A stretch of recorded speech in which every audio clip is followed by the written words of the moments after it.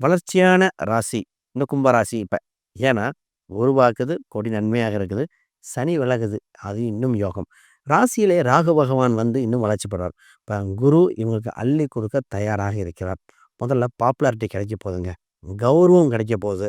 தடைகள் விலக போகுது. ஏற்பட்ட அவமானத்துக்கு இன்னைக்கு தான் விடிவு காலமா இருக்குது. நெறைய பெண்கள் பார்த்தீங்கன்னா, குழந்தை சம்மந்தப்பட்டது வேலைக்கு போகாம நினைச்சிட்டு இருப்பாங்க.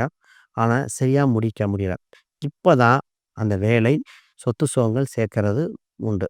நெறைய அரியர் வச்ச மாணவர்களுக்கு கிளியர் பண்ற யோகம். ஏன்னா, சனி பகவான் மன ரீதியாக டல்லா குடுத்துட்டு இருந்தார். வியாதிய குடுத்துட்டு இருந்தார். இப்ப அரியர் சம்பந்தப்பட்ட விஷயங்கள் டெவலப் உண்டு. இடமாற்றம் இருக்கு. ஒரு இடமாற்றம் தொலைதூரமாக சென்று வளர்ச்சி அடையது. வெளிநாட்டு வகையில் செல்லக்கூடிய வாய்ப்புகள் இருக்கு. மிகுந்த யோகங்கள். இவங்களுக்கு லக்னத்துல ராகும், 7ல கேதுவும் வருது. ஒண்ணே ஒண்ணு மட்டும் திருமண யோகம் இருக்கு. ஆனா ராகு, கேது பரிகாரம் பண்ணிக்கணும்.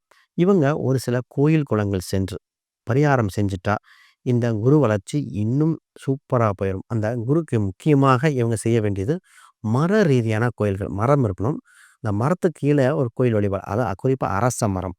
அரச மரமும், வேப்ப மரமும் சேர்ந்த ஒரு கோயில மட்டும் புடிச்சுக்கிட்டு, எந்த தெய்வமும் இருக்கலாம். இவங்க வழிபாடு செய்ய, இந்த குரு பெயர்ச்சி இவங்களுக்கு நிச்சயம் வளர்ச்சியை கொடுக்கக்கூடிய ஒரு பயிற்சியாக மாறிவிடும்.